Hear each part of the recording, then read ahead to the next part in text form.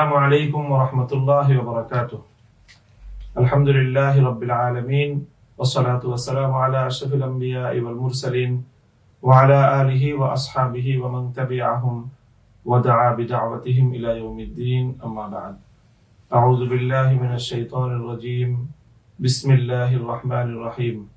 فاسألوا أهل الذكر إن كنتم لا تعلمون. صدق الله العظيم.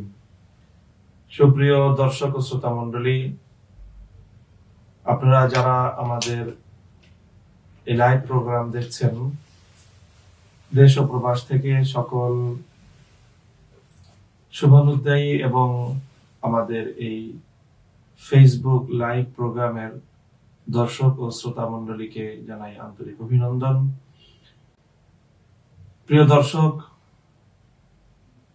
আজ আমরা প্রশ্নোত্তরমূলক অনুষ্ঠান আপনার জিজ্ঞাসার 30তম পর্ব নিয়ে আপনাদের সম্মুখে হাজির হয়েছি। প্রতি সপ্তাহের ন্যায় সপ্তাহেও আপনাদের পক্ষ থেকে যে সকল প্রশ্নগুলো আমাদের পেজের নির্ধারিত কমেন্ট বক্সের মধ্যে জমা পড়েছিল, সেই প্রশ্নগুলো থেকে অধিকতর গুরুত্বপূর্ণ প্রশ্নগুলো নিয়ে সাজানো হয়েছে আমাদের আজকের এই প্রশ্নোত্তর পর্ব, আপনার জিজ্ঞাসার 30তম পর্ব।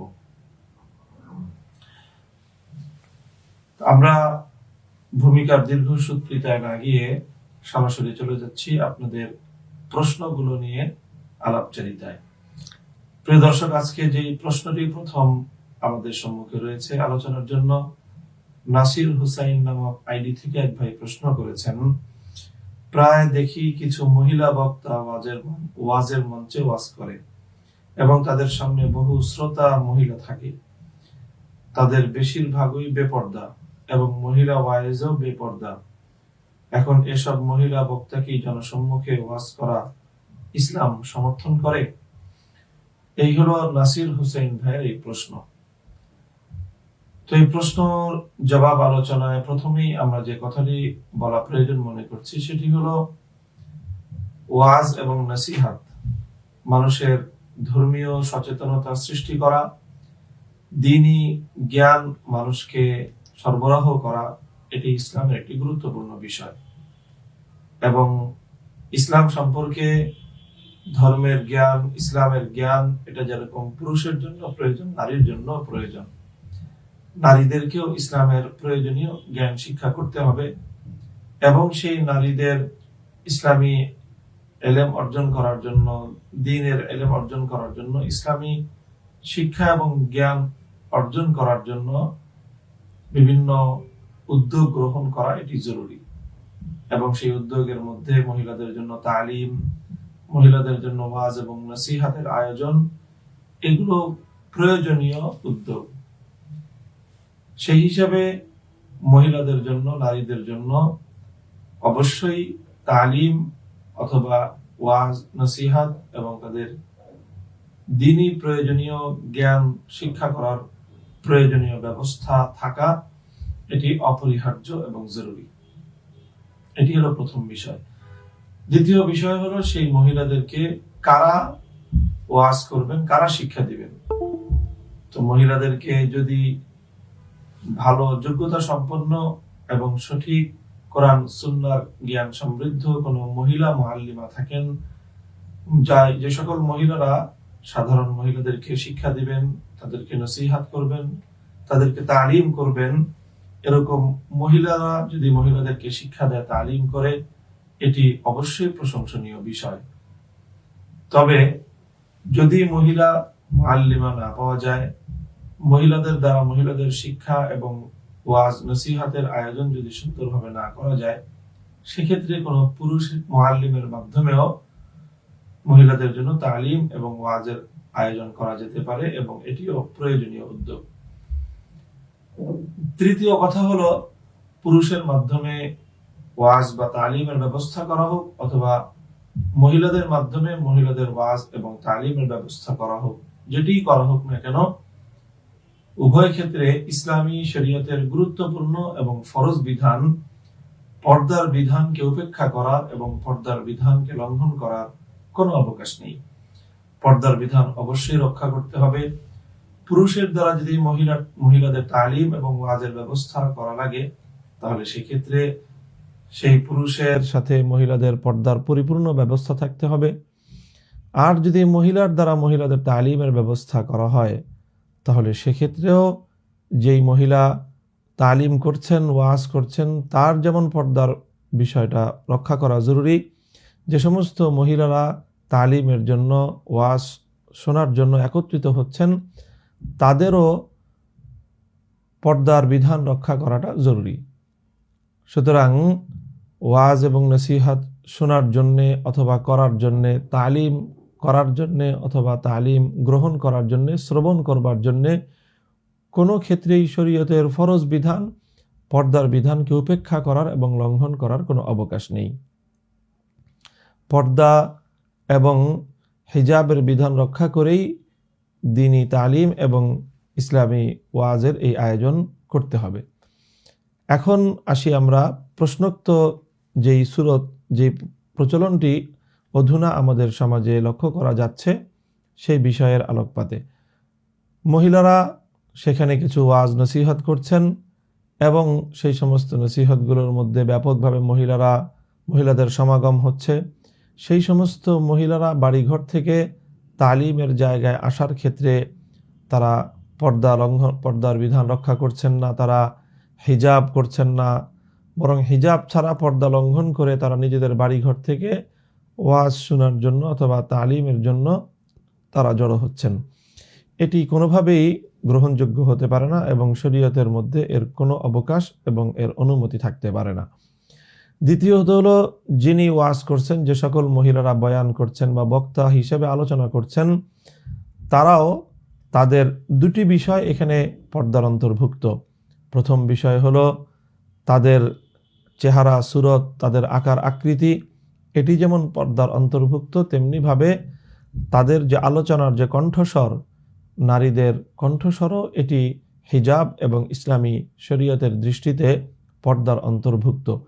সুতরাং যে সমস্ত মহিলারা আলোচনা করছেন এবং দুঃখজনকভাবে তাদের সেই আলোচনাগুলো ভিডিও ধারণ করা হচ্ছে এবং সেই আলোচনাগুলো ইউটিউব অথবা সামাজিক যোগাযোগ মাধ্যম এবং প্রচার মাধ্যমে প্রচারও করা হচ্ছে, এই সকল প্রচারণার দ্বারা মহিলাদের এবং ওয়াইজ মহিলাদের অথবা শ্রোতাদের পর্দার বিধান ব্যাপকভাবে মহা সমারোহে লঙ্ঘন করার আয়োজন করা হচ্ছে। এটি অবশ্যই ইসলামী শরীয়তের সাথে এক ধরনের তামাশা এবং প্রহসনের নামান্তর।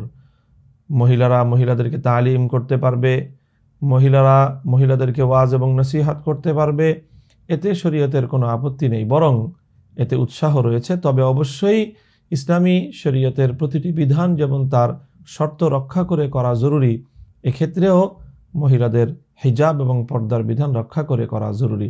মহিলারা যদি মহিলাদেরকে ওয়াজ করতে চায়, তাহলে সেখানে অবশ্যই আলোচক এবং শ্রোতা তাদের সকলেরই পর্দা রক্ষা করতে হবে এবং এই ধরনের কোনো ভিডিও ধারণ করা অথবা অডিও ধারণ করে সেগুলোকে আবার এমনভাবে প্রচার করা যেটা পুরুষের দৃষ্টিতে পড়তে পারে, পুরুষের কানে এই আওয়াজ পৌঁছতে পারে, এইভাবে মহিলাদের বয়ান রেকর্ড করা, তাদের আলোচনাগুলোকে রেকর্ড করা এবং সেটাকে প্রচার করা, এটি কোনোভাবেই শরীয়ত সম্মত হতে পারে না। এ থেকে সকলেরই বেঁচে থাকা জরুরি এবং অপরিহার্য। সুতরাং আমরা যারা এই ধরনের কাজ করছেন তাদের প্রতি বিনীত অনুরোধ করব, ইসলামী শরীয়তের যে কোনো কাজ পরিচালনা করতে হলে অবশ্যই শরীয়তের বিধিবিধান রক্ষা করে করতে হবে। শরীয়তের বিধান লঙ্ঘন করে দ্বীনের নামে কোনো কাজ করা হলে সেটি শরীয়তের সাথে এবং ইসলামের সাথে, আল্লাহর কোরআন এবং নবীর সুন্নাহর সাথে, আল্লাহর বিধান ইসলামী শরীয়তের সাথে তামাশা করা হয়, প্রহসন করা হয়। এটির মাধ্যমে সমূহ ক্ষতির আশঙ্কা রয়েছে। প্রিয় দর্শক, পরবর্তী যে প্রশ্ন আমাদের সম্মুখে রয়েছে আলোচনার জন্য, হেমায়েত নামক এক আইডি থেকে এক ভাই প্রশ্ন করেছেন, ভোলা থেকে হেমায়েতুল্লাহ। তিনি বলছেন যে SMS বা মেসেঞ্জারে অথবা কমেন্টে লেখার মাধ্যমে যে সালাম দেওয়া হয়, উক্ত সালামের উত্তর দেওয়া ওয়াজিব কিনা, না নিলে সালামের জবাব না দিলে গুনাহ হবে কিনা? হ্যাঁ, হেমায়েতুল্লাহ ভাই, আপনি যে প্রশ্ন করেছেন সেই প্রশ্নের জবাব হলো যে এইভাবে ভার্চুয়াল অথবা লিখিতভাবে যে সকল সালাম প্রদান করা হয়, লিখিতভাবে যেই সালাম প্রদান করা হয়, চাই সেটা কোনো পোস্টের মাধ্যমে হোক, কমেন্টের মাধ্যমে হোক, অথবা যেভাবেই হোক, অথবা সাধারণ কোনো লিখিত আকারে পত্রের মাধ্যমে হোক, এই সকল লিখিত আকারে যেই সালামগুলো থাকে সেই সালামগুলো আমরা দুই ধরনের দেখতে পাই। একটি সালাম হলো যার মধ্যে বিশেষ কোনো ব্যক্তিকে সম্বোধন করে সালাম হয়, অর্থাৎ কোনো একজন ব্যক্তি অপর একজন ব্যক্তির কাছে কোনো লিখিত ফরমান অথবা লিখিত পত্র প্রেরণ করছেন, চাই সেটা ভার্চুয়াল হোক অথবা সেটা অ্যানালগ সিস্টেমে হোক, লিখিত আকারে একজন সুনির্দিষ্ট আরেকজনের কাছে কোনো পত্র লিখছেন অথবা পত্র প্রেরণ করছেন, সেখানে সালাম প্রদান করা হচ্ছে। এটি হলো একটি উপায়। আরেকটি উপায় হলো একটি কমন সকলের জন্য উন্মুক্ত যেই পত্র, সেই পত্রের শুরুতেও সালাম উল্লেখ থাকে। তো উভয় ধরনের সালামই আমাদের মধ্যে প্রচলন রয়েছে, দুই সালামের দুই ধরনের বিধান। সেক্ষেত্রে যদি কোনো নির্দিষ্ট ব্যক্তিকে লক্ষ্য করে লিখিত আকারে সালাম থাকে, তাহলে সেই সালামের জবাব দেয়া অবশ্যই জরুরি। অবশ্যই জরুরি, যাকে সালাম দেয়া হচ্ছে তাকে সালামের জবাব দিতে হবে। কোরআন আল্লাহ পাক রব্বুল আলামিন কোরআনে পাকের মধ্যে নির্দেশ প্রদান করেছেন, ওয়া ইযা হুয়্যিতুম বিতাহিয়্যাতিন ফাহাইয়্যু বিআহসানা মিনহা আও রুদ্দুহা ইন্নাল্লাহা কানা আলা কুল্লি শাইইন হাসিবা। যখন তোমাদেরকে সালাম দেওয়া হয় তখন তোমরা অবশ্যই সেই সালামের চেয়ে উত্তম প্রতি উত্তর দিবে, অথবা কমপক্ষে সেই সালামের সমপর্যায়ের প্রতি উত্তর তোমরা দিবে। এটি কোরআনে পাকের মধ্যে আল্লাহ পাক রব্বুল আলামিন বর্ণনা করেছেন। সুতরাং সেই হিসাবে সালামের জবাব দিতে হবে। এখন সালামের জবাব, যেই ব্যক্তিকে সালাম দেওয়া হলো সে যে সালামের জবাব দিবে, সে দুইভাবেই সালামের জবাব দিতে পারে। সে তাকে লিখিতভাবে কমেন্টের মাধ্যমে অথবা তার কাছে কোনো ইনবক্সের মাধ্যমে অথবা লিখিত পত্রের মাধ্যমে যে সালাম পৌঁছানো হলো, সে মৌখিকভাবেও এই সালামের জবাব দিয়ে দিতে পারে, অথবা সেও পাল্টা লিখিতভাবে সালামের জবাব দিতে পারে। দুভাবেই তার সালামের জবাব দেওয়ার অবকাশ রয়েছে।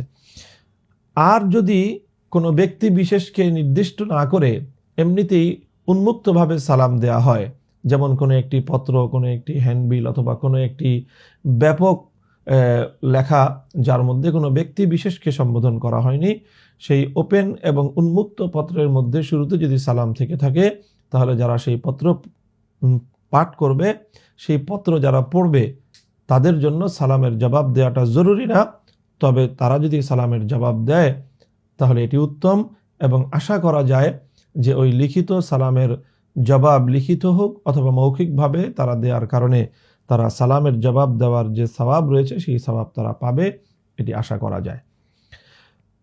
পরবর্তী প্রশ্ন রয়েছে আমাদের সম্মুখে। সাইদ রশিদ নামক আইডি থেকে এক ভাই প্রশ্ন করেছেন, কোনো আলেম যদি হক কথা না বলে তাহলে তার পরিণাম কি হবে? প্রিয় দর্শক, এটি একটি ব্যাপক কথা। শুধু আলেম নয়, যে কোনো মানুষের জন্যই হক কথা বলাটা জরুরি। বিশেষ করে আলেমদের জন্য মানুষের সামনে হকের কথা তুলে ধরা এটি তাদের দায়িত্ব এবং তাদের কর্তব্য। আল্লাহ পাক রব্বুল আলামিন যাদেরকে কোরআন সুন্নাহর ইলম দিয়েছেন, কোরআন সুন্নাহর ইলমের মাধ্যমে তাদের কাছে হক রয়েছে। সুতরাং সেই হকটা তারা মানুষের সামনে প্রকাশ করে দেয়া এবং হকের দাওয়াত মানুষের কাছ পর্যন্ত পৌঁছে দেয়া এবং হক কথাটা উচ্চারণ করাটা এটি আলেমদের দায়িত্ব। ইলমে দ্বীন অর্জন করার এটি হক এবং অধিকার। তবে কথা হলো, হক কথা বলবার দ্বারা অনেক সময় হক কথাটা শুধু বললেই হয় না। হক কথা বলার জন্য আরও দুটি বিষয় জরুরি। একটি হলো হক কথা বলতে হবে সঠিক নিয়তে, সৎ উদ্দেশ্য নিয়ে, এবং হক কথা বলতে হবে সঠিক পদ্ধতিতে। অর্থাৎ কথা হক হতে হবে যেমনিভাবে, নিয়ত হক হতে হবে, পদ্ধতিও হক হতে হবে। যদি শুধু কথা হক হলো কিন্তু উদ্দেশ্য যদি সঠিক না হয় অথবা পদ্ধতি যদি সঠিক না হয়, তাহলে অনেক সময় দেখা যায় যে হক কথার দ্বারা তার প্রকৃত যে সুফল, সেই সুফল অর্জন হয় না। আবার অনেক সময় হক কথা বলার কারণে বা হক কথা বললে জীবনের আশঙ্কা থাকে, ঝুঁকি থাকে। তো যদি কখনো এমন হয় যে হক কথা বলার দ্বারা কারো জীবন বিপন্ন হওয়ার আশঙ্কা রয়েছে, তাহলে আল্লাহ পাক রব্বুল আলামিন সেখানে জীবনকে হুমকির মুখে ফেলে দিয়ে হক কথা বলাটাকে আল্লাহ বাধ্যতামূলক করেননি। তবে কেউ যদি জীবনকে ঝুঁকির মুখে ফেলে হক কথা বলে, তাহলে অবশ্যই সে সর্বোত্তম জিহাদের সওয়াব আল্লাহ পাক রব্বুল আলামিনের কাছ থেকে পাবে ইনশাআল্লাহ। প্রিয় দর্শক, পরবর্তী যে প্রশ্ন আমাদের সম্মুখে রয়েছে, আব্দুল হান্নান ভুইয়া নামক আইডি থেকে এক ভাই প্রশ্ন করেছেন যে গত বছর আমাদের মাদ্রাসার বার্ষিক পরীক্ষার জন্য ফি নেওয়া হয়েছিল, কিন্তু করোনার কারণে পরীক্ষা নেওয়া সম্ভব হয়নি। এখন প্রশ্ন হলো যেই ফিগুলো ছাত্রদের কাছ থেকে নেওয়া হয়েছিল সেগুলোকে ছাত্রদেরকে ফিরিয়ে দিতে হবে, নাকি মাদ্রাসা কর্তৃপক্ষ সেই ফির টাকাগুলো অন্য কোনো কাজে ব্যবহার করতে পারবে? প্রিয় আব্দুল হান্নান ভুইয়া ভাই, এই প্রশ্নের জবাব হলো, মাদ্রাসা কর্তৃপক্ষ ছাত্রদের কাছ থেকে যেই ফি নিয়ে থাকে সেটি কোনো কাজের বিনিময় নয়, বরং সেটি তাদের জন্য একটি আয়োজনের জন্য নেওয়া হয়ে থাকে। সুতরাং সেই টাকাগুলো মাদ্রাসা নেয়ার কারণে শিক্ষাবর্ষের বিভিন্ন প্রয়োজনেই মাদ্রাসা কর্তৃপক্ষ ছাত্রদের কাছ থেকে ফি নেয়। সুতরাং সেই ফি নেওয়ার পরে সেটা আর ব্যক্তির মালিকানায় থাকেনি, সেটি মাদ্রাসার মালিকানায় চলে এসেছে। সুতরাং পরীক্ষা না নিলেও সেই টাকা মাদ্রাসার ফান্ডে ব্যয় করার অবকাশ রয়েছে। তবে এটি উত্তম হবে যেহেতু পরীক্ষা নেওয়া হয়নি, পরীক্ষা না নেওয়ার কারণে নৈতিকভাবে সেই টাকাগুলো ছাত্রদেরকে ফিরিয়ে দেয়া এটি উত্তম হিসাবে বিবেচিত হবে।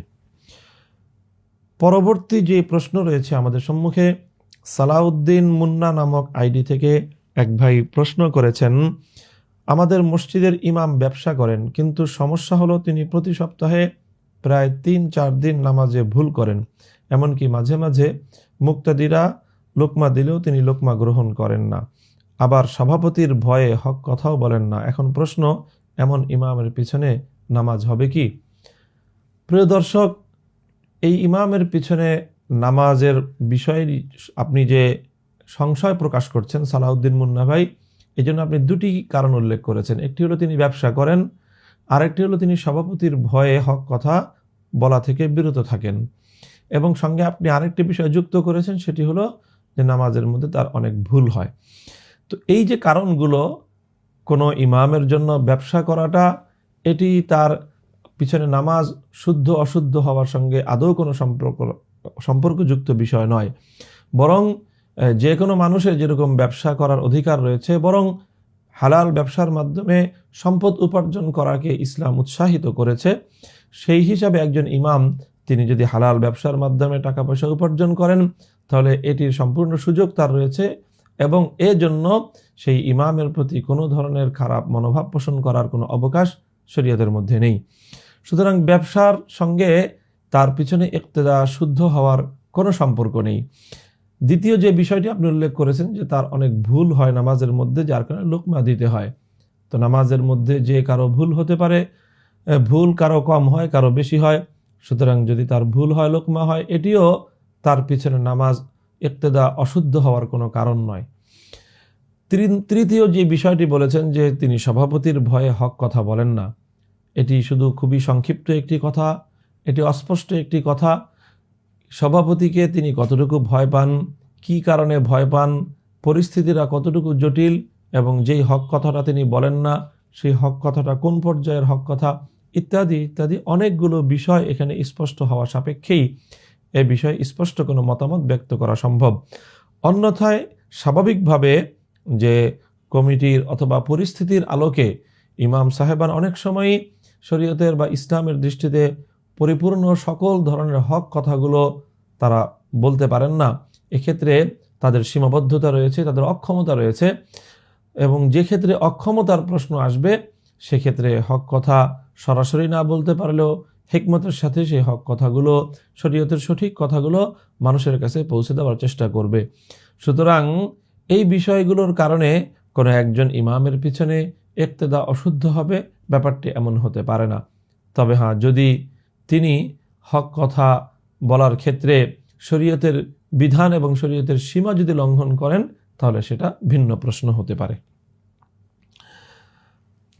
আব্দুল্লাহ আল মামুন নামক আইডি থেকে আমাদের পরবর্তী যে প্রশ্নটি এসেছে সেটি হলো যে নামাজ বিষয়ে, এক ওয়াক্ত নামাজ কাজা করলে 2,88,00,000 বছর শাস্তি ভোগ করতে হবে, এই কথাটি কি সঠিক?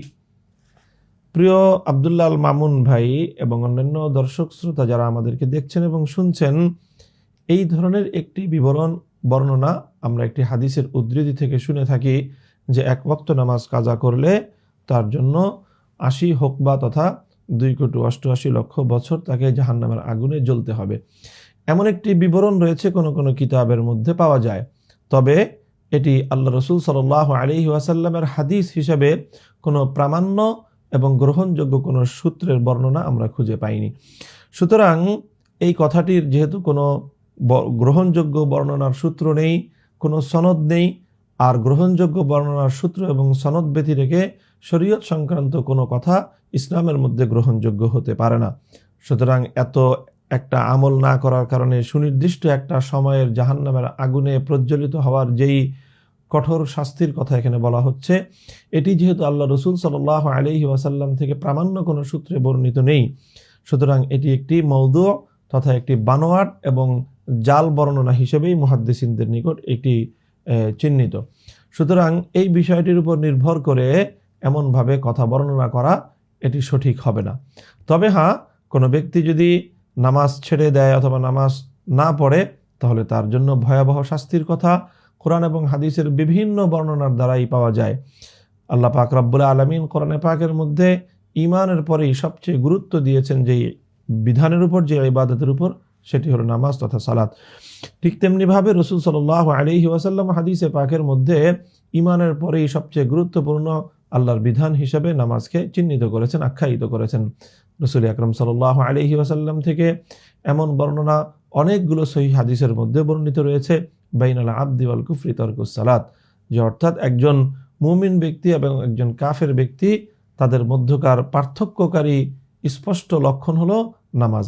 নামাজ পড়লে তার দ্বারা বোঝা যাবে যে একজন ব্যক্তি সে ঈমানদার, আর নামাজ না পড়লে বাহ্যিকভাবে এটা বোঝা যাবে যে তার মধ্যে ঈমান নেই।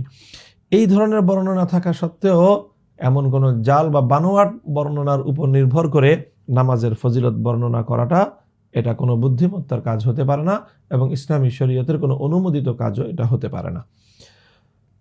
পরবর্তী প্রশ্ন রয়েছে আমাদের সম্মুখে। সাওবান মুহাম্মদ নামক আইডি থেকে এক ভাই জানতে চেয়েছেন, আল্লাহ তাআলা সর্বপ্রথম কি সৃষ্টি করেছেন? কেউ কেউ বলেন যে নবী করিম সাল্লাল্লাহু আলাইহি ওয়াসাল্লামের নূর আল্লাহ সৃষ্টি করেছেন সর্বপ্রথম। নবী করিম সাল্লাল্লাহু আলাইহি ওয়াসাল্লাম সৃষ্টি না হলে দুনিয়া সৃষ্টি হতো না। আরেক দল বলছে আল্লাহ তাআলা সর্বপ্রথম কলম তৈরি করেছেন। আসলে এই প্রশ্নের সঠিক জবাব কি? প্রিয় দর্শক, এইরকম বিবরণ এটি অনেক কিতাবের মধ্যে পাওয়া যায় যে আল্লাহ পাক রব্বুল আলামিনের সৃষ্ট সর্বপ্রথম যে জিনিস সেটি হলো রাসূল সাল্লাল্লাহু আলাইহি ওয়াসাল্লামের নূর। কিন্তু এই বর্ণনাটি রাসূল সাল্লাল্লাহু আলাইহি ওয়াসাল্লামের হাদিসের কোনো গ্রহণযোগ্য এবং মানোত্তীর্ণ কোনো বর্ণনার সূত্রে প্রমাণিত নয়। সুতরাং রাসূল সাল্লাল্লাহু আলাইহি ওয়াসাল্লামের নূর সর্বপ্রথম আল্লাহ পাকের সৃষ্টি, এটি তথ্য এবং প্রমাণের আলোকে প্রমাণিত কোনো বক্তব্য নয়। আল্লাহ রাসূল সাল্লাল্লাহু আলাইহি ওয়াসাল্লামের বিশুদ্ধ সনদে বর্ণিত হাদিসের মাধ্যমে সর্বপ্রথম আল্লাহ পাক রব্বুল আলামিনের সৃষ্টি বিষয়ক যে হাদিসগুলো রয়েছে সেখানে দুই ধরনের বর্ণনা পাওয়া যায়। কোনো এক বর্ণনায় পাওয়া যায় যে আল্লাহ পাক রব্বুল আলামিন সর্বপ্রথম যা সৃষ্টি করেছেন সেটি হলো কলম। যেমন হযরত উবাদাহ ইবনে সামিত রাদিয়াল্লাহু তাআলা আনহু থেকে এক হাদিসের মধ্যে বর্ণনা এসেছে যে ইন্না আউওয়ালা মা খালাকাল্লাহুল কলম ফাকালা উকতুব ফাকালা মা আকতুব ক্বালা উকতুবিল কদর মা কান ওয়া মা হুয়া কাইনুন ইলাল আবাদ। আল্লাহ রাসূল সাল্লাল্লাহু আলাইহি ওয়াসাল্লাম বলেছেন, আল্লাহ পাক সর্বপ্রথম কলমকে সৃষ্টি করেছেন। অতঃপর আল্লাহ পাক কলমকে বললেন, তুমি লেখো। কলম আল্লাহর নিকট জানতে চাইল কি লিখব। আল্লাহ বললেন যে তুমি তাকদীর লেখো, যা হয়েছে এবং অনাদিকাল পর্যন্ত যা হবে, অনন্তকাল পর্যন্ত যা হবে সব তুমি লিখে রাখো। তাহলে এই হাদিসের দ্বারা বোঝা যায় তিরমিজি শরীফের মধ্যে সঠিক বিশুদ্ধ বর্ণনার সূত্রে বর্ণিত হযরত উবাদাহ ইবনে সামিত রাদিয়াল্লাহু তাআলা আনহুর এই হাদিস থেকে প্রতীয়মান হয় যে সর্বপ্রথম আল্লাহ পাক রব্বুল আলামিনের সৃষ্টি হলো কলম। পক্ষান্তরে কোরআনে পাকের মধ্যে আল্লাহ পাক রব্বুল আলামিন বর্ণনা করেছেন এবং বুখারী মুসলিম সহ অনেকগুলো সহিহ হাদিসের মধ্যে যে তথ্যটি বর্ণিত হয়েছে সেটি হলো হুয়াল্লাযী খালাকাস সামাওয়াতি ওয়াল আরদা ফি সিত্তাতি আইয়াম ওয়া কানা আরশুহু আলাল মা। আল্লাহ পাক রব্বুল আলামিন আসমান এবং জমিনকে 6 দিনে সৃষ্টি করেছেন। আর এই আসমান জমিন সৃষ্টির আগে আল্লাহ পাকের আরশ এটি স্থাপিত ছিল পানির উপর। সহিহ বুখারীতে হযরত ইমরান বিন হুসাইন রাদিয়াল্লাহু তাআলা আনহু থেকে বর্ণিত হাদিসে রাসূল আকরাম সাল্লাল্লাহু আলাইহি ওয়াসাল্লাম ইরশাদ করেছেন, কান আল্লাহ ওয়া লাম ইয়াকুন শাইউন ক্বাবলাহু ওয়া কানা আরশুহু আলাল মা ওয়া কাতাবা ফি যিকরি কুল্লা শাইইন সুম্মা খালাকাস সামাওয়াতি ওয়াল আরদ। সহিহ বুখারীর বর্ণনায় হযরত ইমরান বিন হুসাইন রাদিয়াল্লাহু তাআলা আনহুর এই হাদিসের মধ্যে আল্লাহ রাসূল সাল্লাল্লাহু আলাইহি ওয়াসাল্লাম বলেছেন যে আদিতে কিছুই ছিল না, শুধু আল্লাহ ছিলেন। আর আল্লাহ পাক রব্বুল আলামিনের আরশ এটি পানির উপর ছিল। অতঃপর আল্লাহ পাক রব্বুল আলামিন সেই তাকদীরের মধ্যে সবকিছু লিখলেন। আর সহিহ মুসলিমের মধ্যে হযরত আব্দুল্লাহ বিন আমর রাদিয়াল্লাহু তাআলা আনহুর বর্ণনায় এসেছে, ইন্নাল্লাহা কাদ্দারা মাকাদির আল খালাইক ক্বাবলা আন ইয়াখলুকাস সামাওয়াতি ওয়াল আরদা বি50 আলফ সানাতিন ওয়া কানা আরশুহু আলাল মা। অর্থাৎ সকল আসমান জমিন সহ সবকিছু সৃষ্টির আগেই আল্লাহর আরশ পানির উপর ছিল। অর্থাৎ এই হাদিস থেকে একথা প্রমাণিত হয় যে এই সমস্ত সৃষ্টি জগতের পূর্বে আল্লাহর আরশ পানির উপর ছিল। অর্থাৎ দুটি সৃষ্টি যখন ছিল, একটি হলো আল্লাহর আরশ আর অপরটি হলো পানি। এখানে কোরআনে পাকের এই আয়াতের ব্যাখ্যায় মুফাসসিরিনগণ এবং হাদিসের ব্যাখ্যায় মুহাদ্দিসিনগণ এটি নিয়ে আলোচনা করেছেন, আলোকপাত করেছেন।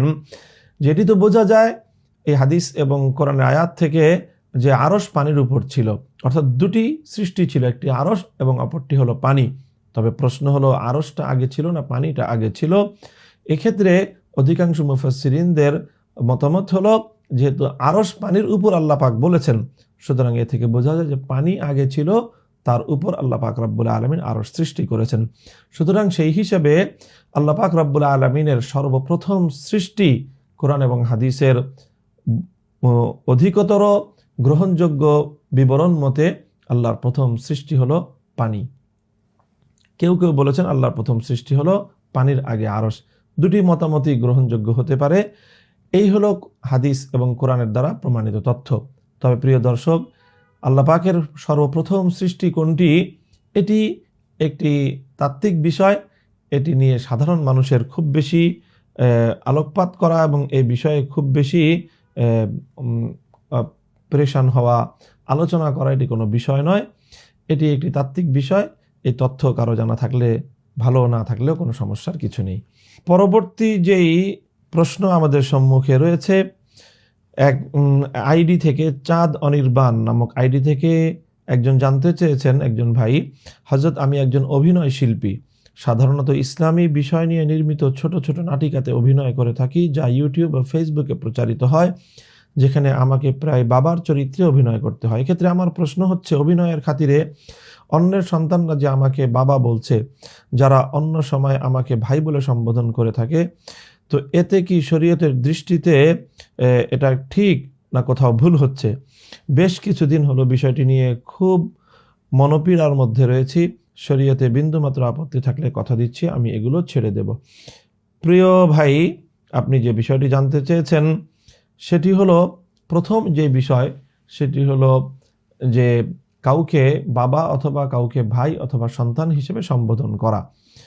তো কোরআন এবং হাদিসের বিভিন্ন সম্বোধনের পদ্ধতি থেকে যেটি আমরা বলতে পারি যে বাবা না হলেও একজন মানুষকে অন্য সন্তান তুল্য কাউকে বয়সের তুলনায় সন্তান তুল্য হওয়ার কারণে তাকে বৎস, তাকে সন্তান, তাকে হে ছেলে, হে বুনাইয়া, হে সন্তান, এই ধরনের অভিধায় আখ্যায়িত করার অবকাশ রয়েছে।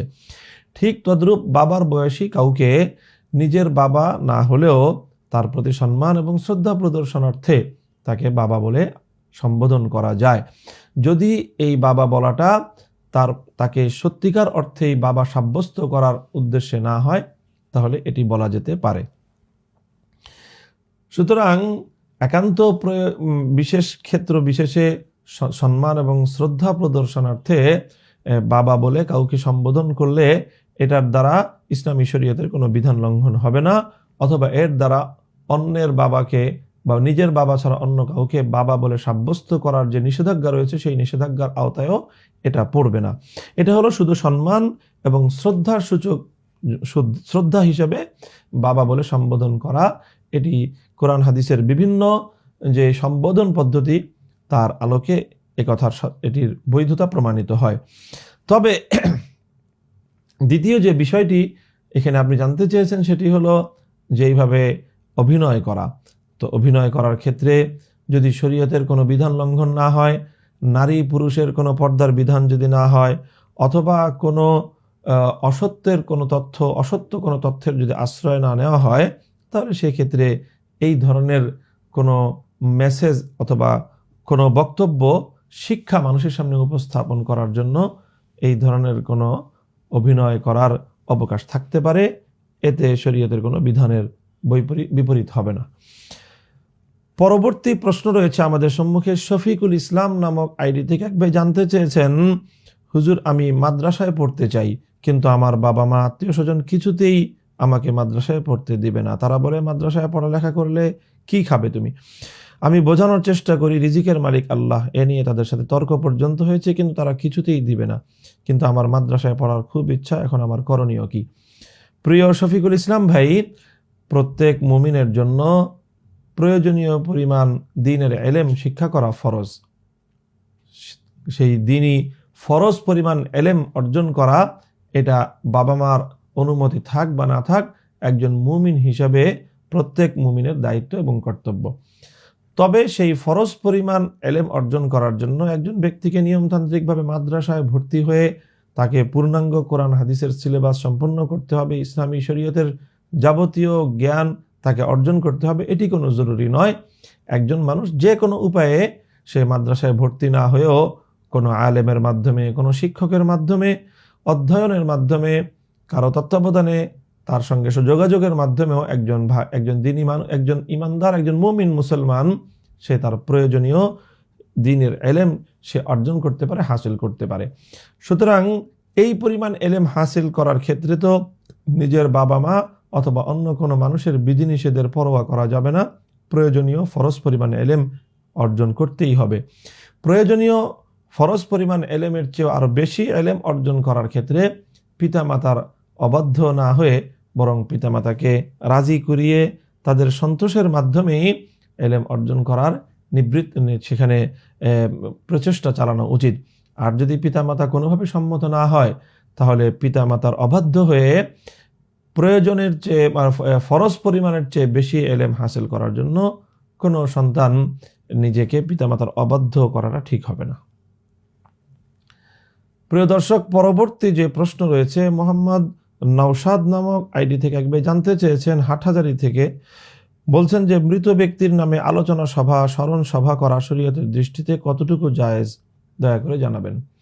প্রিয় দর্শক, ইসলামী শরীয়তের মধ্যে কোনো মৃত ব্যক্তি, বিশেষ করে তারা যদি অনুসরণীয় ব্যক্তি হয়, তাহলে আত-তাআসসি বিইবাদিল্লাহিস সালিহিন, আল্লাহ পাক রব্বুল আলামিনের যারা নেককার বান্দা, যারা উলামা ইকরাম, যারা আউলিয়া ইকরাম, আম্বিয়া ইকরাম, সাহাবা ইকরাম, অনুসরণীয় ব্যক্তিবর্গ যারা, আল্লাহ পাক রব্বুল আলামিন সেই অনুসরণীয় ব্যক্তিদের অনুসরণ করার নির্দেশ দিয়েছেন।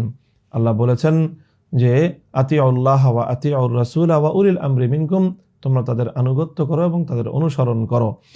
কোরআনে পাকের মধ্যে আল্লাহ পাক রব্বুল আলামিন মানুষকে সূরা ফাতিহার মধ্যেও এই দোয়া শিক্ষা দিয়েছেন যে ইহদিনাস সিরাতাল মুস্তাকিম সিরাতাল্লাযীনা আনআমতা আলাইহিম, ওই সকল লোকদের পথ আপনি প্রদর্শন করুন আমাকে, যাদের উপর আল্লাহ আপনার মেহেরবানি হয়েছে। তো আল্লাহর যাদের উপর মেহেরবানি হয়েছে তাদের মধ্যে নবী রাসূলগণ যেমন রয়েছেন, তাদের মধ্যে আলেম এবং সালেহ নেককার ব্যক্তিরা রয়েছেন।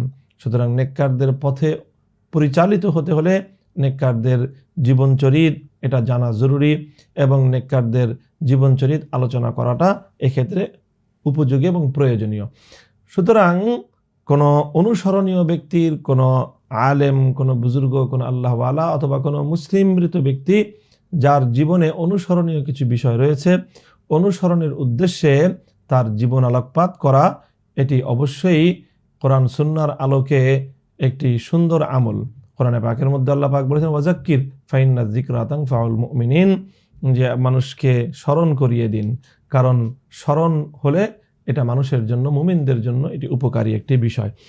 সুতরাং কোনো ব্যক্তি মারা গেলে, বিশেষ করে নেককার আলেম অনুসরণীয় কোনো ব্যক্তির ইন্তেকালের পর তার জীবন চরিত নিয়ে এই উদ্দেশ্যে আলোচনা করা যে এটা পরবর্তী মানুষের জন্য তাদের জীবনাচার এবং জীবনচরিত অনুসরণের ক্ষেত্রে উপযোগী হবে এবং সহায়ক হবে, এই ধরনের আলোচনা সভা করা যেতে পারে।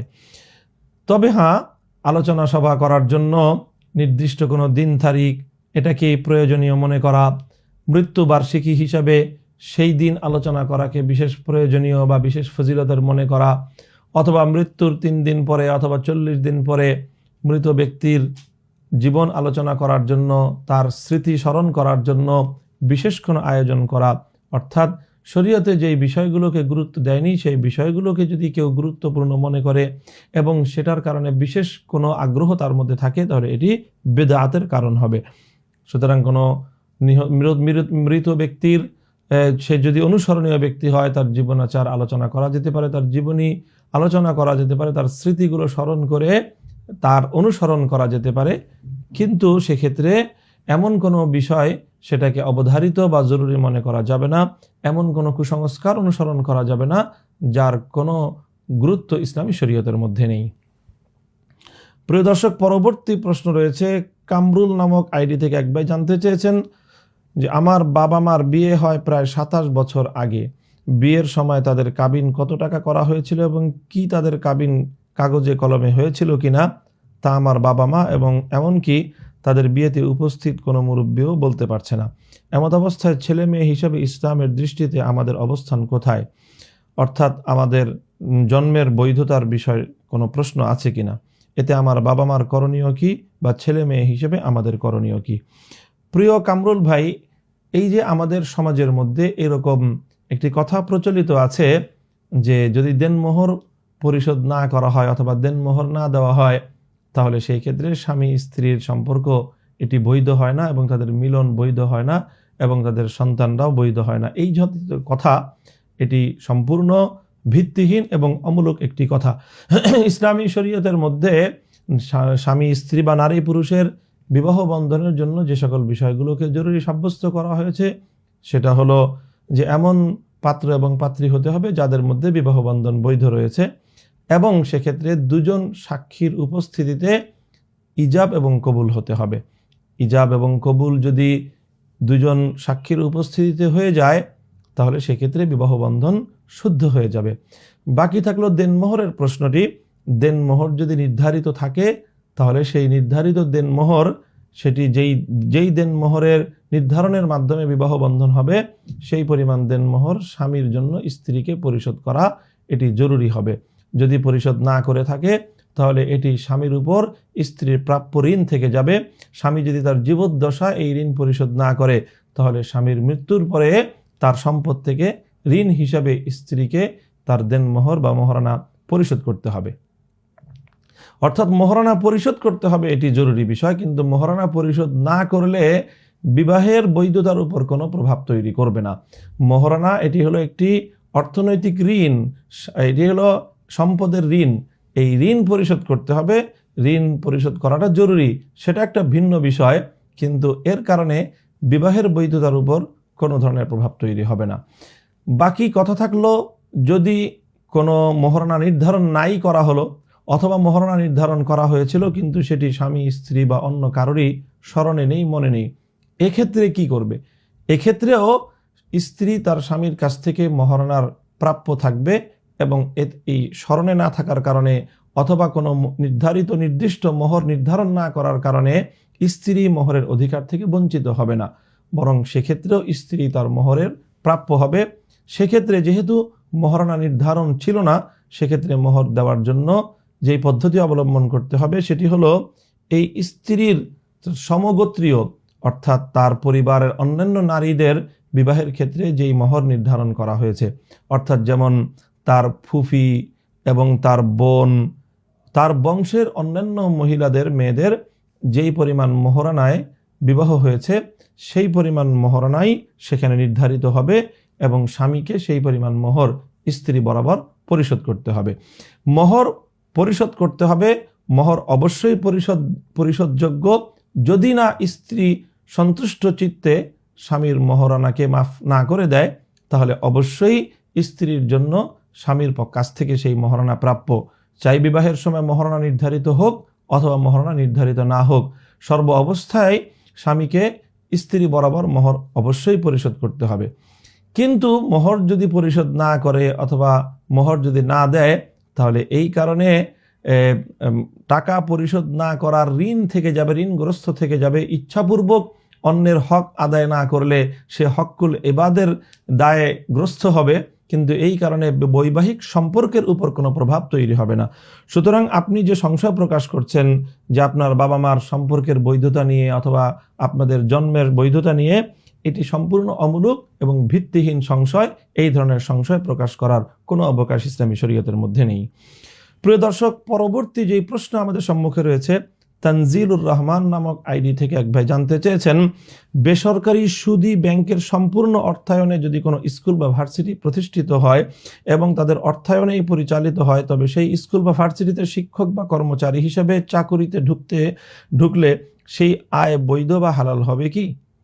প্রিয় দর্শক, যদি শিক্ষা প্রতিষ্ঠানে শিক্ষার্থীদের কাছ থেকে কোনো প্রদেয় গ্রহণ করা হয়, বেতন ভাতা গ্রহণ করা হয়, বেতন নেওয়া হয়, তাহলে সেক্ষেত্রে সেই শিক্ষার্থীদের বেতন থেকে শিক্ষক এবং স্টাফদের যেই ভাতা প্রদান বা বেতন যেটা তাদের যেই প্রদান করা হয় সেটা বৈধ হবে, এতে কোনো সমস্যা নেই। হ্যাঁ, তবে যদি এমন হয় যে সেই শিক্ষা প্রতিষ্ঠানের সুদী ব্যাংকের সুদী প্রতিষ্ঠানের সুদের আয় ছাড়া ভিন্ন অন্য কোনো ইনকাম সোর্স নেই, যদি এমন হয় তাহলে সেই ক্ষেত্রে সেই ধরনের শিক্ষা প্রতিষ্ঠানে চাকরি করে বেতন গ্রহণ করা এটি বৈধ হবে না। প্রিয় দর্শক, পরবর্তী যেই প্রশ্ন আমাদের সম্মুখে রয়েছে, আব্দুর রহমান নামক আইডি থেকে এক ভাই জানতে চেয়েছেন যে আঙ্কারায় বঙ্গবন্ধুর এবং ঢাকায় কামাল আতাতুর্কের ভাস্কর্য নির্মাণ করছে তুরস্ক, তাহলে এরদোগানের ব্যাপারে আমাদের ধারণা কি হওয়া উচিত? তার এই সিদ্ধান্তের বিষয়ে আমাদেরকে জানিয়ে বাধিত করবেন। প্রিয় দর্শক, প্রথম প্রশ্ন হলো, প্রথম যেই কথা হলো এ ব্যাপারে, ভাস্কর্য অথবা মানব মূর্তি অথবা যে কোনো জীবের প্রতিকৃতি, অবয়ব বিশিষ্ট দেহ বিশিষ্ট যেই প্রতিকৃতি তৈরি করা হয়, এটার অবৈধতার ব্যাপারে বিন্দুমাত্র কোনো সংশয় নেই এবং এ ব্যাপারে ন্যূনতম কোনো মতপার্থক্য মুসলিম বিশ্বের মধ্যে এবং ইসলামী ইতিহাসের মধ্যে খুঁজে পাওয়া যাবে না। সুতরাং সেটি আঙ্কারায় হোক অথবা ঢাকায় হোক, সেটি এরদোগান করুক অথবা যেই করুক, কোনো ব্যক্তির কারণে, কোনো ব্যক্তির পরিচয়ের কারণে এই ধরনের কোনো মানব মূর্তি অথবা কোনো জীবের ভাস্কর্য তৈরি করার কোনো অবকাশ ইসলামী শরীয়তের মধ্যে থাকতে পারে না। এখন দ্বিতীয় প্রশ্ন হলো যে তুরস্কের পক্ষ থেকে যে উদ্যোগ গ্রহণ করা হয়েছে মর্মে আমরা প্রচার মাধ্যমে জানতে পেরেছি, সেই বিষয়ে যে প্রশ্ন সেটি হলো, প্রথম কথা হলো যে তুরস্কের রাষ্ট্রীয় যেই বিষয়, আমরা জানি যে তুরস্ক একটি রাষ্ট্র যেটি এখনো পর্যন্ত সাংবিধানিকভাবে ধর্মনিরপেক্ষ রাষ্ট্র। কামাল আতাতুর্ক তুরস্ক থেকে ইসলামী খেলাফতকে বিদায় করে ধ্বংস করে দিয়ে সেখানে যে ধর্মহীনতার চর্চা সে শুরু করেছিল, এখনো পর্যন্ত তুরস্ক সেই অভিশপ্ত যুগ থেকে পরিপূর্ণরূপে মুক্তি পেয়েছে এটা বলা যায় না। হ্যাঁ, আমরা পর্যালোচনা করে বিভিন্ন পর্যবেক্ষণের মাধ্যমে নির্ভরযোগ্য আলেম সমাজ এবং নির্ভরযোগ্য ইসলামিক স্কলারদের যেই পর্যবেক্ষণ, সেই পর্যবেক্ষণের মাধ্যমে আমরা এটুকু জানতে পারি যে রজব তাইয়েব এরদোগান পর্যায়ক্রমে ধীরে ধীরে কামাল আতাতুর্কের প্রবর্তিত সেই ধর্মহীন এবং ইসলাম বিদ্বেষের সেই সাংবিধানিক বিভিন্ন অক্টোপাসের বন্দিত্ব থেকে ধীরে ধীরে সে এবং তার জাতি সেখান থেকে বেরিয়ে আসছে। তবে এখনও সম্পূর্ণ সেই অভিশপ্ত ধর্মহীনতা এবং ইসলাম বিদ্বেষ থেকে তুরস্ক পরিপূর্ণ মুক্তি পেয়েছে এ কথা বলবার সময় এখনও আসেনি। তবে আমরা এতটুকু ধারণা করছি এবং এতটুকু আমরা লক্ষ্য করছি যে তারা চেষ্টা করছে। এখন কথা হলো, এই যে ভাস্কর্য নির্মাণের উদ্যোগ, এটি রাষ্ট্রীয় একটি বিষয়, এটি তুরস্কের সাংবিধানিক একটি বিষয়, কাজেই সেই বিষয়ের সম্পূর্ণ দায় রজব তাইয়েব এরদোগানের উপরেই পড়বে এটাও আমরা বলতে পারি না। তবে হ্যাঁ, অবশ্যই রাষ্ট্রপ্রধান হিসাবে এর দায় কিছুটা না কিছু অবশ্যই এরদোগানের উপর পতিত হবে এবং এর দায় সম্পূর্ণ তিনি এড়াতে পারবেন না। তবে আমরা এরদোগান সংক্রান্ত যেই ইতিহাসের পর্যালোচনা, সেখান থেকে আমরা এতটুকু দেখতে পাই যে ব্যক্তিগতভাবে এরদোগানের অনুসারীরা তিনি নির্বাচিত হওয়ার পর যখন তার ভাস্কর্য নির্মাণের উদ্যোগ নিয়েছিল, তিনি তার অনুসারীদেরকে তার ভাস্কর্য নির্মাণে অনুৎসাহিত করেছিলেন এবং নিষেধ করেছিলেন, বলেছিলেন ভাস্কর্য নির্মাণ করা এটি আমাদের জন্য কোনো অনুসরণীয় এবং কোনো উপকারী বিষয় নয়। সুতরাং এই বিষয়টি বাংলাদেশের সাথে তুরস্কের যে চুক্তি সম্পাদিত হয়েছে মর্মে আমরা যা যোগাযোগ মাধ্যমে প্রচার মাধ্যমে যেটুকু জানতে পেরেছি তার বিস্তারিত হাকিকত এবং তার বিস্তারিত বিবরণ আমাদের জানা নেই। তবে সর্বশেষ কথা হলো, যদি এটি এরদোগান করে থাকে তাহলে এরদোগানের এই কাজটি অবশ্যই সমর্থনযোগ্য হবে না, এটি সমালোচনাযোগ্য হবে। রজব তাইয়েব এরদোগানের অনেক কাজ এটি সমর্থনযোগ্য এবং এটি অনুপ্রেরণাদায়ক, কিন্তু তাই বলে তার সব কাজই সমর্থনযোগ্য হবে এটিও কোনো জরুরি নয়। তিনি ইসলামের দৃষ্টিতে শতভাগ মানোত্তীর্ণ কোনো খলিফা অথবা আমিরুল মুমিনিন অবশ্যই নন। তবে হ্যাঁ, মন্দের ভালো হিসাবে বর্তমান বিশ্ব ব্যবস্থায় মুসলিম বিশ্বের মধ্যে তার কার্যক্রমগুলো অধিকাংশ ক্ষেত্রেই প্রশংসিত হচ্ছে, এবং শুধু আমি বা আমরাই নই, বরং সারা দুনিয়ার যারা ইসলামী বিশ্বের যারা সত্যিকার অর্থে কল্যাণকামী এবং ইসলামী বিশ্বের যারা প্রকৃত অর্থেই মুসলমানদের মধ্যে স্কলার রয়েছেন, হাক্কানি আলেম সমাজ রয়েছেন, তাদের অধিকাংশই রজব তাইয়েব এরদোগানের অধিকাংশ কার্যক্রমের প্রশংসা করছেন। অধিকাংশ কার্যক্রমের প্রশংসা করার দ্বারা তার সকল কার্যক্রমের প্রতি সমর্থন বুঝে আসে না। সুতরাং আমরা দ্ব্যর্থহীনভাবে বলতে চাই, যদি এরদোগানের এই কর্মের প্রতি তার কোনো উদ্যোগ বা তার কোনো সমর্থন থেকে থাকে, যার দ্বারা কামাল আতাতুর্ক অথবা বঙ্গবন্ধু হোক অথবা অন্য কারো ভাস্কর্য এবং মূর্তি নির্মাণ করার পদক্ষেপের সঙ্গে এরদোগান অথবা যেই সংযুক্ত বা যেই সম্পৃক্ত থাকুক না কেন, একে সমর্থন করার কোনো সুযোগ নেই, বরং এটার বিরোধিতা করা, বিরুদ্ধাচারণ করা সকল মুমিনের ইমানি দায়িত্ব এবং কর্তব্য। মুহিব্বুর রহমান ইমন নামক আইডি থেকে এক ভাই জানতে চেয়েছেন, হাততালি দেওয়ার ব্যাপারে ইসলামের কোনো রেওয়াজ আছে কিনা? কারণ আমাদের দেশের বিভিন্ন অনুষ্ঠান বলেন আর যাই বলেন, অনেক ক্ষেত্রে বেশিরভাগ হাততালি দেওয়া হয়, হাততালি প্রায় ব্যবহার করা হয়। তবে আমাদের ধর্মীয় কোনো অনুষ্ঠান বলেন আর যাই বলেন, হাততালি ব্যবহৃত হয় না বা দেওয়া হয় না। এই বিষয়ে সঠিক মাসআলা বুঝিয়ে এবং জানিয়ে দিলে উপকৃত হব। প্রিয় দর্শক, হাততালি দিয়ে কাউকে সমর্থন জানানো অথবা হাততালি দিয়ে উল্লাস প্রকাশ করা, হাততালি দিয়ে কাউকে সমর্থন ব্যক্ত করা, সন্দেহাতীতভাবে যে কথাটি বলা যায় সেটি ইসলামী পদ্ধতি নয় এবং ইসলামী কালচার নয়। বরং কোরআনে পাকের উদ্ধৃতি থেকে বোঝা যায় যে হাততালির মাধ্যমে উল্লাস প্রকাশ করা এটি হলো তৎকালীন কাফেরদের পদ্ধতি। কোরআনে পাকের মধ্যে আল্লাহ পাক রব্বুল আলামিন দ্ব্যর্থহীন ভাষায় বলছেন, ওয়ামা কানা সালাতুহুম ইনদাল বাইতি ইল্লা মুকাআন ওয়া তাসদিয়া। সূরাতুল আনফালের 35 নম্বর আয়াতে আমার আল্লাহ পাক রব্বুল আলামিন ঘোষণা করছেন যে সেই সমস্ত মক্কার কাফের কুরাইশের কাফেররা, বেঈমানেরা, মুশরিকরা, তারা বাইতুল্লাহ শরীফের সামনে এসে তাদের নামাজ এবং তাদের সালাত এটি আল্লাহর কাছে ইবাদতের মাধ্যমে তারা আদায় করে না, বরং শুধুমাত্র তারা মুখে শীষ বাজায় এবং তারা তালি বাজায়। এটাই হলো তাদের নামাজের প্রকৃত রূপ। এই আয়াতের মধ্যে আল্লাহ পাক রব্বুল আলামিন শীষ বাজানো এবং তালি বাজানোকে কাফেরদের কর্মপন্থা হিসেবে আখ্যায়িত করেছেন। সুতরাং এই তালির মাধ্যমে, হাততালি দিয়ে কোনো কার্যক্রমকে উদ্বুদ্ধ করা, অনুপ্রাণিত করা, উৎসাহিত করা, এটি কোরআনে পাকের আয়াতের দ্বারা বোঝা যায় যে এটি অমুসলিমদের পদ্ধতি এবং তাদের পন্থা।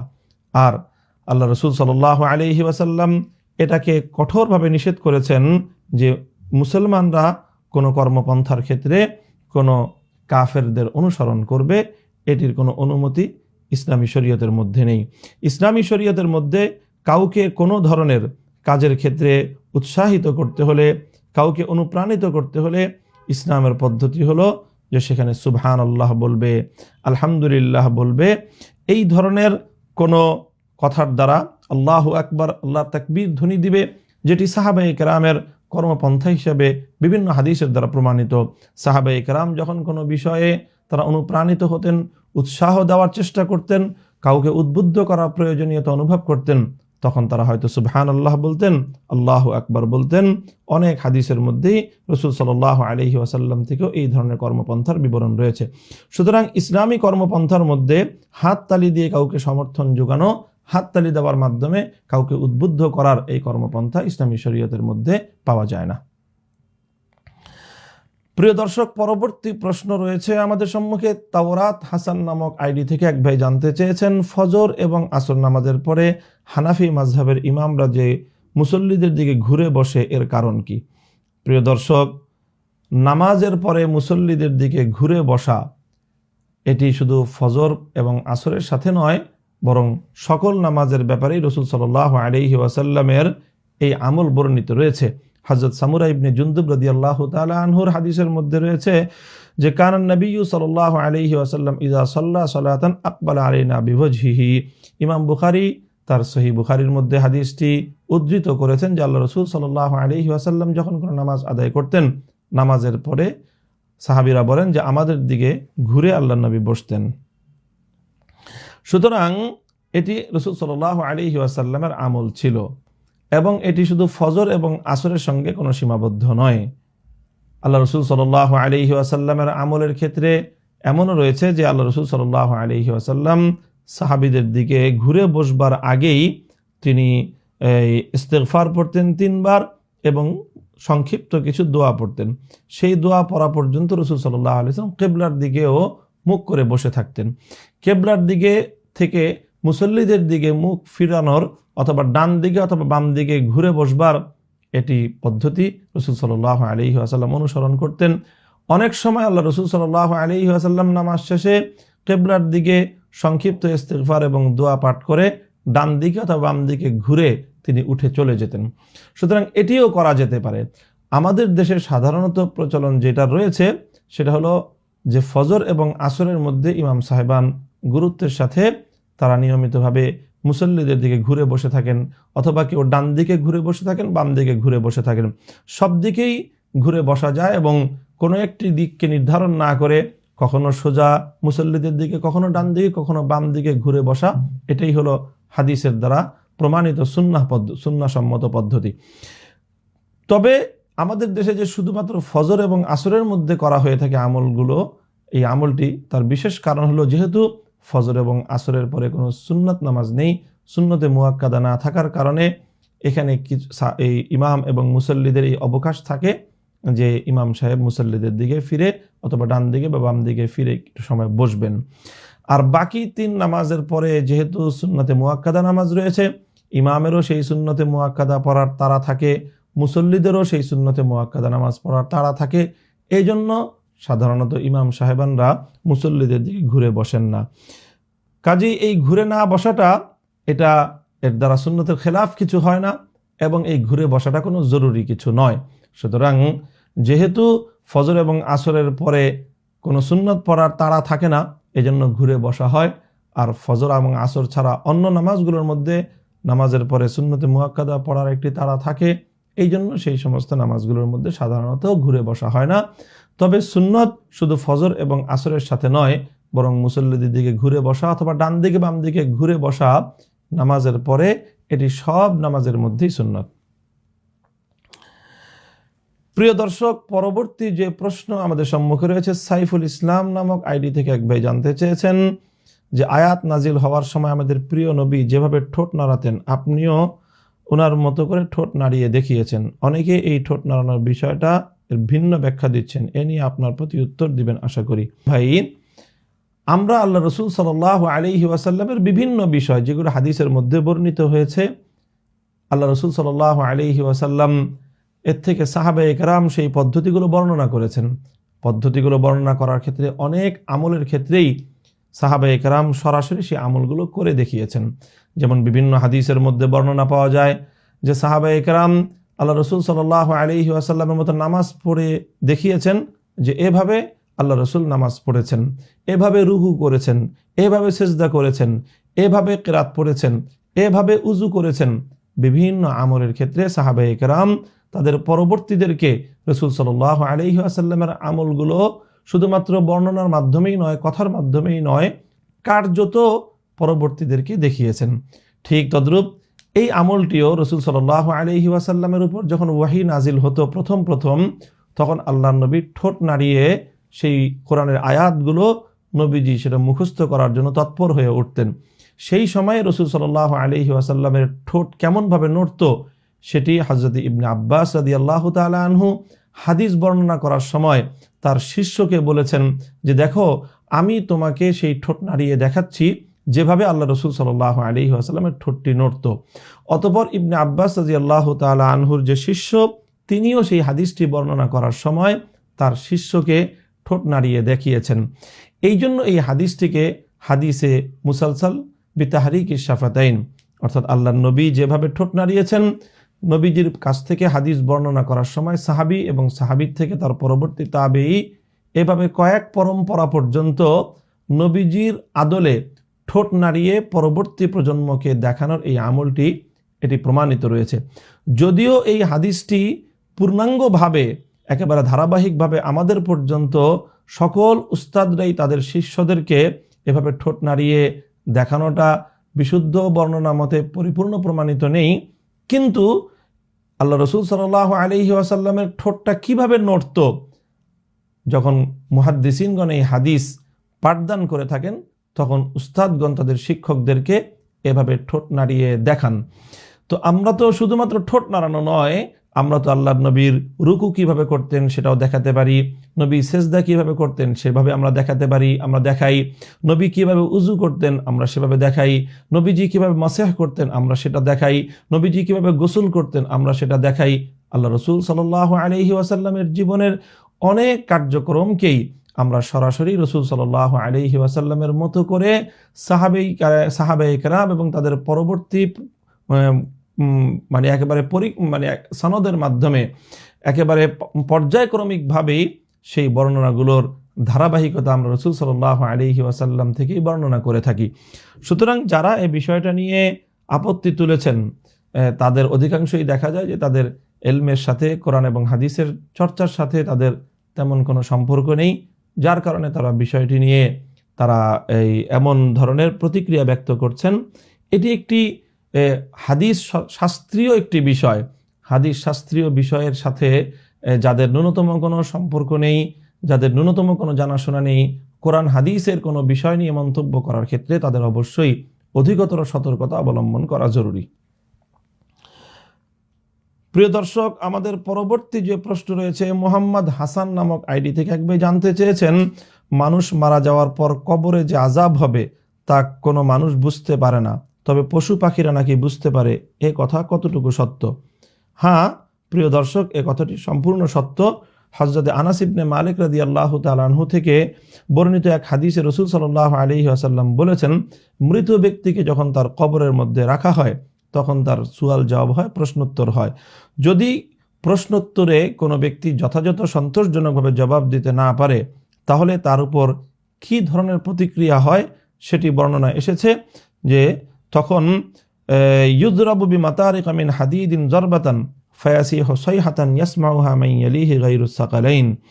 অর্থাৎ বুখারী শরীফে বর্ণনা এসেছে তাকে লোহার মুগুর দিয়ে এত জোরে আঘাত করা হয় যে সে এত জোরে চিৎকার করতে থাকে মৃত ব্যক্তি, যে সেখানে মানুষ এবং জিন ছাড়া অন্য সকল প্রাণীরা মৃত ব্যক্তির সেই আর্তচিৎকার এবং আর্তনাদ শুনতে পায়। এটি সহিহ বুখারী শরীফের বিশুদ্ধ হাদিসের দ্বারাই তথ্যটি প্রমাণিত। সুতরাং এই তথ্যের ক্ষেত্রে সন্দেহের কোনো অবকাশ নেই। পরবর্তী প্রশ্ন রয়েছে খাদিজা আক্তার নামক আইডি থেকে এক বোন জানতে চেয়েছেন, আমার একটা ছোট বেবি আছে, আমার স্বামী এবং শ্বশুর বাড়ির লোকজন আমাকে চাকরির জন্য চাপ দিচ্ছে, আমি আমার শিশু বাচ্চাকে ফেলে চাকরি করতে চাই না, আমার সাথে অনেক খারাপ ব্যবহার করছে, আমি কি করব? ইসলামে স্বামী কি স্ত্রীকে চাকরির জন্য বাধ্য করতে পারবে? প্রিয় বোন, আপনি যেই প্রশ্নের জবাব জানতে চেয়েছেন এবং দর্শকবৃন্দ, এই প্রশ্নের জবাব হলো আসলে স্ত্রীর ভরণ পোষণের দায়িত্ব হলো স্বামীর উপর। স্বামীকেই তার স্ত্রী এবং সন্তানের ভরণ পোষণ দিতে হবে। সুতরাং কোনো স্ত্রীর জন্য ভরণ পোষণ এবং অর্থ সংগ্রহের জন্য চাকরি বাকরি করাটা এটা কোনো স্ত্রীর জন্য বাধ্যতামূলক হতে পারে না, জরুরি নয়। তবে হ্যাঁ, কোনো নারী যদি সে চাকরি করতে চায়, সে যদি পয়সা উপার্জন করতে চায়, তাহলে হালাল উপায়ে যে কোনো কর্মসংস্থানের মাধ্যমে, যে কোনো কর্মের মাধ্যমে নারীর জন্য হালাল উপায়ে সম্পদ উপার্জন করার সুযোগ এবং অনুমোদন ইসলামী শরীয়তের মধ্যে রয়েছে। সুতরাং বোন, আপনি যদি আপনার স্বামীকে সন্তুষ্ট রাখার জন্য আপনার শ্বশুরের বাড়ির আত্মীয় স্বজনদের পীড়াপিড়ির কারণে সম্পর্কের অবনতি ঘটার আশঙ্কায় যদি আপনি চাকরি বাকরি করতে চান, কোনো কর্মসংস্থানে সম্পৃক্ত হতে চান, তাহলে সেটির সুযোগ আপনার জন্য রয়েছে। তবে শর্ত হলো যে সেই কর্মসংস্থানে অবশ্যই পর্দার বিধান লঙ্ঘন করে আপনার চাকরি করবার সুযোগ থাকতে হবে। যদি পর্দার বিধান, আল্লাহর হুকুম এবং শরীয়তের বিধান রক্ষা করে যদি চাকরি করার সুযোগ এবং অবকাশ থাকে, তাহলে সেই ক্ষেত্রে স্বামী এবং শ্বশুরবাড়ির লোকজনের এই পীড়াপিড়ির কারণে আপনি যদি চাকরি করেন, তাহলে সেই চাকরি করার সুযোগ আপনার রয়েছে। তবে পয়সা উপার্জন করার জন্য আপনাকে চাপ প্রয়োগ করবার শরীয়ত সম্মত অধিকার আপনার স্বামীর নেই। প্রিয় দর্শক, পরবর্তী যে প্রশ্ন রয়েছে, জানতে চেয়েছেন এক ভাই, মানুষের অবয়বের কোনো রোবট যদি ভালো কাজে ব্যবহার করা হয়, যেমন ধরেন ঘরের কাজকর্ম করলো, শিশুদের সিকিউরিটি দিল, বৃদ্ধদের ওষুধ খাওয়ালো, মুরব্বীদের নামাজের সময় রিমাইন্ডার দিল, মোবাইল অ্যাপসের মতো প্রয়োজনে কোরআন তেলাওয়াত করে শোনালো, তাহলে সেই রোবট হালাল নাকি হারাম? প্রিয় দর্শক, রোবটের মাধ্যমে যে সকল কার্যক্রমের কথা বলা হলো, আরও অনেক কার্যক্রম পরিচালনা করা যেতে পারে এবং এই সমস্ত কার্যক্রমগুলোর মধ্যে শরীয়তের কোনো আপত্তি নেই। তবে রোবট হোক আর যাই হোক, সেটার মধ্যে কোনো প্রাণীর পরিপূর্ণ আকৃতি যদি থাকে, মুখাবয়ব যদি থাকে, অর্থাৎ দেহের সাথে সাথে যদি তার চোখ, কান, নাক, মুখ এই সবগুলো সহ সম্পূর্ণ একটি মানুষের আকৃতি যদি তাকে প্রদান করা হয়, তাহলে এটিও মূর্তি হিসেবে আখ্যায়িত হবে এবং এটি হারাম হওয়ার ব্যাপারে সন্দেহের কোনো অবকাশ থাকবে না। সুতরাং যদি মুখমণ্ডল না থাকে, এমনিতে যদি একটি রোবট তৈরি করা হয় এবং রোবটের মাধ্যমে যদি সকল কার্যক্রমগুলি গ্রহণ করা হয়, তাহলে এতে ইসলামী শরীয়তের আলোকে কোনো সমস্যা থাকবে না। আরিফুর রহমান নামক আইডি থেকে পরবর্তী যে প্রশ্ন রয়েছে সেটি হলো, কোনো প্রমাণ ছাড়া কেউ ঋণ দাবি করলেই কি মৃত ব্যক্তির ওয়ালির উপর ঋণ পরিশোধ করা আবশ্যক? না, প্রমাণ ছাড়া কোনো ব্যক্তি যদি দাবি করে, তাহলে মৃত ব্যক্তির ওয়ালির জন্য অথবা মৃত ব্যক্তির উত্তরাধিকারীদের জন্য তার উত্তরাধিকার সম্পত্তি থেকে সেই ব্যক্তির ঋণ পরিশোধ করা জরুরি হবে না। বরং যদি ঋণ দাতা ব্যক্তি অথবা যে পাওনাদার, তাকে অবশ্যই সাক্ষ্য পেশ করতে হবে, তাকে প্রমাণ পেশ করতে হবে এবং সাক্ষ্য এবং প্রমাণের মাধ্যমে যদি প্রমাণিত হয় যে মৃত ব্যক্তি তার কাছে ঋণগ্রস্ত ছিল, তাহলে সেক্ষেত্রে মৃত ব্যক্তির পরিত্যক্ত সম্পত্তি থেকে তার ঋণ পরিশোধ সর্বাগ্রে হবে তার দাফন এবং কাফনের পর। তবে হ্যাঁ, যদি মৃত ব্যক্তির ঋণ থেকে থাকে আর যদি সে পাওনাদার কোনো প্রমাণ পেশ করতে নাও পারে, সেক্ষেত্রে এটা মৃত ব্যক্তির ওয়ালি এবং ওয়ারিসদের ইখতিয়ারভুক্ত থাকবে। তারা সতর্কতামূলকভাবে এবং মৃত ব্যক্তির প্রকৃতই যদি ঋণ থেকে থাকে, তাহলে সেই ঋণ থেকে তাকে পরিত্রাণ এবং মুক্তি দান করার জন্য কোনো প্রমাণ ছাড়াও যদি তারা সেখানে টাকা দিয়ে দেয়, ঋণ পরিশোধ করে দেয়, তাহলেও কোনো সমস্যা নেই, তারা করতে পারে।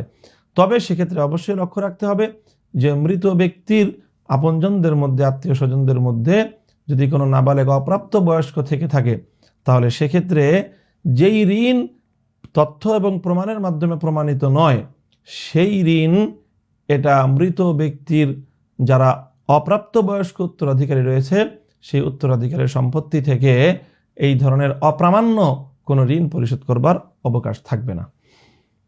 প্রিয় দর্শক, আজকে আমাদের এই আপনার জিজ্ঞাসার 30তম পর্বের সর্বশেষ যেই প্রশ্নের আলোচনা করে আমরা বিদায় নিব, সেটি হলো, এক ভাই প্রশ্ন করেছেন, কোন দায়িত্বশীল, রাষ্ট্রীয় দায়িত্বশীল ভাস্কর্যের বৈধতা প্রমাণ করতে গিয়ে বলছেন যে রসুলের যুগে তো ছবি ছিল না, প্লেন ছিল না, গাড়ি ছিল না, এগুলো তো এখন আলেমরা করছেন, তাহলে ভাস্কর্য বানালে কি সমস্যা? প্রিয় দর্শক, এটি অত্যন্ত ভাইরাল একটি বক্তব্য আমরা দেখেছি।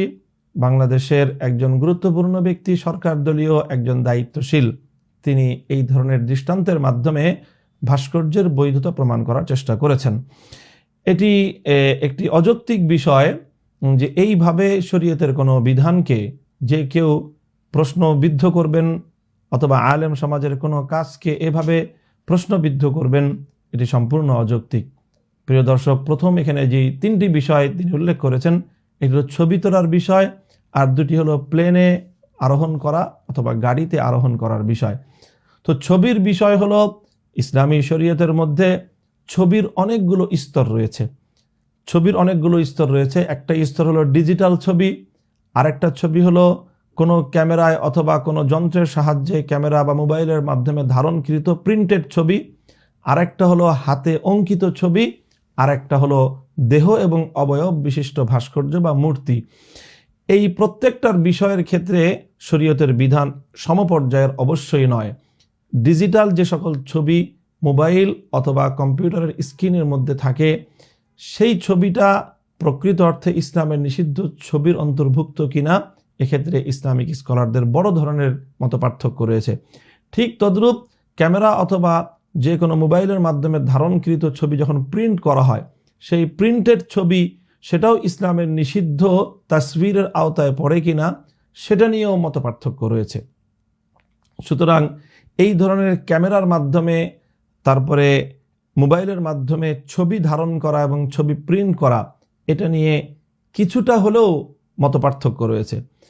কিন্তু যেই ছবিগুলো ভাস্কর্য আকারে কাঠের দ্বারা, পাথরের দ্বারা ঢালাই করা অথবা যে কোনো জিনিসের দ্বারা ভাস্কর্য বা দেহ বিশিষ্ট আকারে যেই সকল জীবের প্রতিকৃতিগুলো তৈরি করা হয়, তার অবৈধতার ব্যাপারে কারো কোনো দ্বিমত নেই, কোনো মতপার্থক্য নেই। প্রিয় দর্শক, আলেম সমাজ যে বিষয়ে ন্যূনতম মতপার্থক্য রয়েছে ইসলামিক স্কলারদের মধ্যে, সারা দুনিয়ার কোনো মত অগ্রগণ্য আর কোনো মত অগ্রহণযোগ্য, কিন্তু অগ্রহণযোগ্য হলেও যদি কিছুটা মতপার্থক্য থাকে, সেই বিষয়ে আলেম সমাজ বেশি কঠোরতা আরোপ করতে চান না। এটাকে প্রত্যেক ব্যক্তির যার যার তাকওয়ার উপর ছেড়ে দেন। সুতরাং ছবি উত্তোলন করা অথবা ছবি উঠানো, ছবি প্রিন্ট করা, এই বিষয়গুলোতে বিশ্বব্যাপী আলেমদের মধ্যে কিছুটা মতপার্থক্য থাকার কারণে, যদিও অধিকতর সতর্কতা হলো এই ধরনের ছবি থেকেও পরিহার করা বা এই ধরনের ছবি না উঠানো, এটাই অধিকতর সতর্কতা, কিন্তু এরপরেও কেউ তুললে এটার বিরুদ্ধাচরণ কঠোর ভাষায় করা হয় না। আর আলেম সমাজ নিজেরা যে সকল ছবিগুলো তুলে থাকেন, সেই বিষয়েও দারুল উলুম দেওবন্দ সহ সকলের ফতোয়া হলো অপ্রয়োজনীয় এই ধরনের ছবি উত্তোলন করা থেকেও আলেমদের বিরত থাকা কর্তব্য। তো একটা হলো এই ধরনের ছবি, ডিজিটাল ছবির ব্যাপারে বড় ধরনের মতপার্থক্য রয়েছে, প্রিন্টেড ছবির ব্যাপারেও মতপার্থক্য রয়েছে। কিন্তু ভাস্কর্য, এই যে মূর্তি আকারে যে অবয়ব তৈরি করা হয়, এটা হারাম হওয়ার বিষয়ে এবং এটা শিরকের অন্যতম উপকরণ হওয়ার বিষয়ে পৃথিবীতে ইসলামের ইতিহাসের 1400 বছরের মধ্যে কোনো ইসলামিক স্কলারের দ্বিমত খুঁজে পাওয়া যায় না।